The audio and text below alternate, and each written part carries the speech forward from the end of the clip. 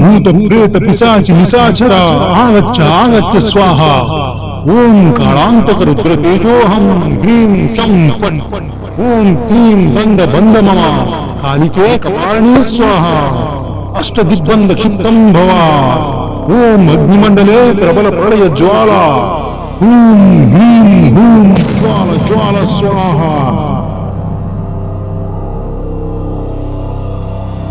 ఎవరు నువ్వు? నన్నెందుకు పిలిచావు? రుద్ర, మహాకాళ రుద్ర, నాకు నీ ద్వారా జరగవలసిన పని ఉంది, అందుకే నిన్ను పిలిచాను. ఆ మాంత్రికుని మొహంలో ఏదో సాధించిన గర్వం.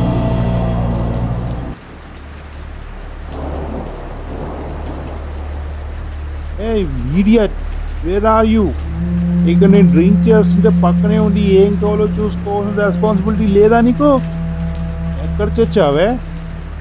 Ohm sorry, I'm forgot. నువ్వు నిజంగానే చచ్చావు కదా? నీ మొగుడు కష్టపడుతున్నాడని ఏం బాధపడికే. I will marry another girl, okay?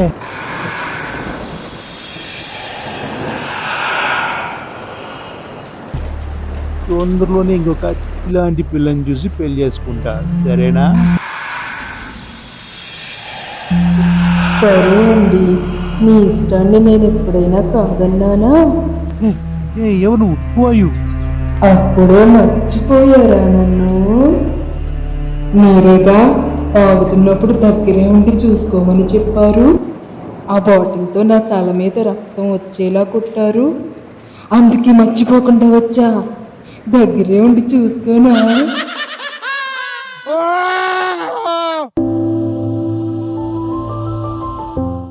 దగ్గరలోనే ఉన్నా, జస్ట్ 15 minutes లో అక్కడ ఉంటా.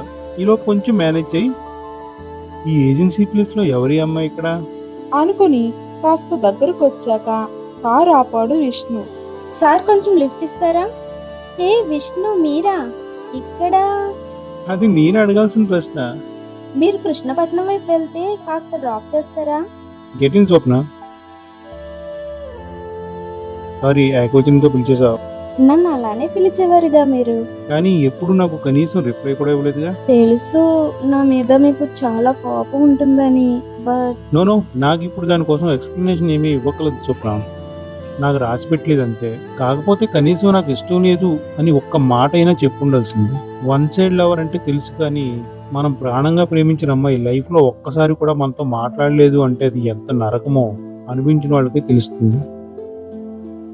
సారీ, ఇంతకీ ఎలా ఉన్నావు? ఏం చేస్తున్నావు? ఫ్యామిలీ లైఫ్ ఎలా ఉంది? మీ వారు ఏం చేస్తుంటారు? హే విష్ణు, స్టాప్. అన్నీ ఒకేసారి అడిగేస్తే ఎలా? సారీ, విష్ణు అని ఏకవచనంతో పిలిచేసా, ఓకేనా? Very funny. అలా పిలిపించుకోవాలని, నా పేరు నీ నోటి వెంట వస్తే విందామని ఎంత తప్పించానో. సరే, నువ్వు మ్యారేజ్ చేసుకుని ఢిల్లీ వెళ్ళిపోయావు. అక్కడితో నీకు సంబంధించిన న్యూస్ ఏది నాకు తెలియలేదు. మళ్ళీ ఇన్నాళ్ళకి సడన్ గా ఇక్కడ ప్రత్యక్షం అయ్యావు. పైగా ఇది ఒక ఏజెన్సీ ఏరియా, అదే ఆశ్చర్యంగా ఉంది. మా వారు సివిల్ ఇంజనీర్, చాలా మంచివారు. పిల్లలు లేరు, సో ఫ్రీ బర్డ్స్. ఆయన ఈ మధ్య యుఎస్ కి ప్రాజెక్ట్ పని మీద వెళ్లారు. నేను కూడా వెళ్ళిపోదాం అనుకుని నేను చేసే జాబ్ కి రిజైన్ చేశా. కానీ లాస్ట్ మినిట్ లో వీసా ప్రాబ్లం వలన వెళ్ళలేకపోయా. ఆ ప్రాబ్లం క్లియర్ అయ్యేలోపు మళ్ళీ మన ఊరు చూసినట్లు ఉంటుంది అనిపించింది. ఇక్కడికి వచ్చాక ఒక చారిటీ ద్వారా ఇక్కడ ఏజెన్సీ పిల్లలకు ఇంగ్లీష్ చెప్పడానికి వాలంటీర్ గా వచ్చా. సో ఇది నా కథ. ఇప్పుడు నువ్వు చెప్పు విష్ణు. చానాల్లో ఒక సిటీలో ఒక కంపెనీలో మేనేజర్ గా చేశాను. ఈ మధ్య ఒక మ్యానుఫ్యాక్చరింగ్ యూనిట్ స్టార్ట్ చేశాను. గ్రోత్ బాగుంది. లక్కీగా ఇవాళ నా ఫ్యాక్టరీ 2వ యూనిట్ ఇనాగ్రేషన్. నీకు టైం ఉంటే నువ్వు కూడా వస్తే బాగుంటుంది. Wow, great. తప్పకుండా వస్తా. స్కూల్ కి రేపు వెళ్తాలే. కానీ మీ యూనిట్ ఇలా ఊరికి దూరంగా ఎందుకు స్టార్ట్ చేసావు? అదా, raw material and man power ఇక్కడ కాస్త చీప్, అందుకే. ఓ, మరి మ్యారేజ్, కిడ్స్? లేదు, ఇంకా చేసుకోలేదు. దానికి నేను కూడా ఒక కారణం అయి ఉండొచ్చు. నిన్ను మర్చిపోయానని అబద్ధం చెప్పలేను, బట్ లైఫ్ లో ఏదో ఒకటి సాధించాకే పెళ్లి చేసుకోవాలి అనుకున్నాను. అది కూడా ఒక కారణం. అలా మాట్లాడుకుంటూ వాళ్ళు ఆ ఫ్యాక్టరీ దగ్గరకు వచ్చేసారు.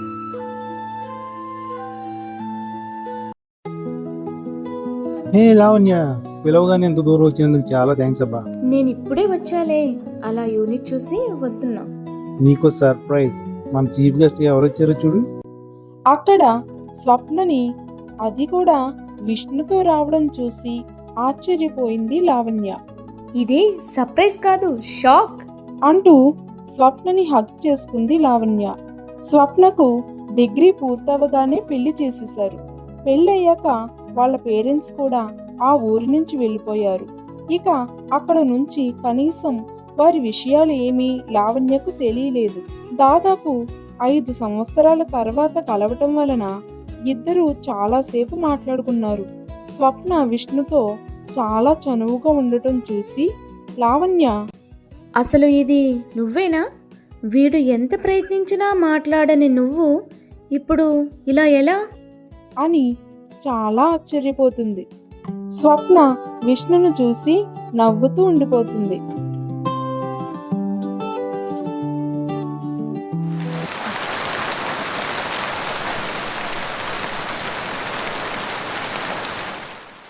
లావణ్య తన గదిలో కూర్చుని తన ఫోటో ఆల్బమ్ చూస్తూ ఉంది.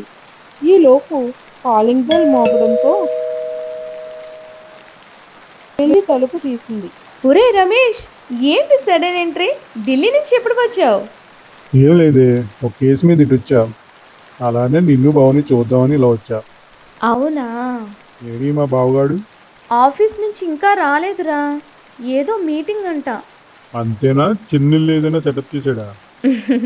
మీ బావకి అంత సీన్ లేదులేరా, నేనే ఎక్కువ. అబ్బో, చాలా నమ్మకం. అలా గుడ్డిగా నమ్మేకే. నీ పోలీస్ బుద్ధి చూపించావులే కానీ, సరే నీ కాఫీ తెస్తా ఉండు అంటూ కిచెన్లోకి వెళ్ళింది. రమేష్ పక్కనే ఉన్న లావణ్య ఫోటో ఆల్బమ్ చూస్తూ ఈ అమ్మాయి నీకు తెలుసా? అంటాడు. ఆ ఫోటో లావణ్య స్వప్న కాలేజ్లో తీసుకున్న ఫోటో. హా, స్వప్న నా ఫ్రెండ్, నీకు తెలుసా? తెలియకపోవడం ఏంటి? మా అపార్ట్మెంట్లోనే ఉండేది. నిజంగా దారుణం కదా. ఏంటి దారుణం? నాకు అర్థం కాలేదు. అరే నీకు తెలీదా? ఈ అమ్మాయి హస్బెండ్ చాలా దుర్మార్గుడు. ఆ విషయం ఆ అమ్మాయి సూసైడ్ నోట్ చూస్తే కానీ తెలియలేదు. అడగడానికి ఆ అమ్మాయికి ఎవరూ లేరు. తల్లి తండ్రి ఎప్పుడో చచ్చిపోయారు. వాడు మాత్రం తన పలుకుబడి ఉపయోగించి బెయిల్ మీద బయటకు వచ్చేసాడు. కానీ బయటకు వచ్చిన అదే రోజు రాత్రి గుండెపోటుతో చచ్చిపోయాడు. ఆ అపార్ట్మెంట్లో ఆ అమ్మాయితో ప్రేమగా ఉండే ఒక పెద్దవాడు మాత్రం ఆ పిల్లే దయ్యం వచ్చి వాడిని చంపేసింది. వెళ్ళేటప్పుడు నాకు కనబడి నేను వచ్చిన పని అయిపోయింది, నేను వెళ్ళిపోతున్నా అని చెప్పి తన కళ్ళ ఎదుటే మాయమైపోయింది అని చెప్పింది. మరి ఆవిడ ఎవరిని చూసి ఎవరనుకుందో. అలాంటి వాళ్ళ సాక్ష్యాలు మీకు లెక్కలోకి తీసుకుంటే కోర్టు ముందు మమ్మల్ని పిచ్చోళ్ళు అంటుంది. ఆ మాటలు వింటున్న లావణ్యకి నోట మాట రాలేదు. ఒరే, నువ్వు చెప్పేది నిజమేనా? ఈ ఫోటోలో ఉన్న అమ్మాయేనా? ఎవరిని చూసి ఎవరనుకుంటున్నావు? ఈ ఫోటో 5 years బ్యాక్ మా కాలేజ్లో తీసుకున్నది.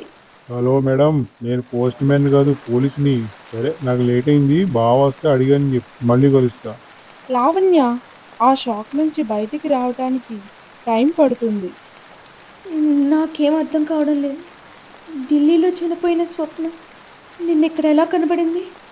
పైగా విష్ణుతో ప్రవర్తించిన తీరు కూడా చాలా కొత్తగా ఉంది. కానీ ఈ ఫోటో 5 సంవత్సరాల క్రితంది. ఈ ఫోటో చూసి బహుశా ఒకవేళ వీడు పొరపాటు పడ్డాడేమో. నాకు మెంటల్ ఎక్కిపోతుంది. ఏదైనా సరే ఒకసారి విష్ణుకి ఈ విషయం చెప్పాలి అని వెంటనే ఫోన్ తీసుకుంటుంది. అప్పటికే బయట వర్షం పెరిగిపోయి కరెంటు పోయి ఉంటుంది. ఆ చీకటిలో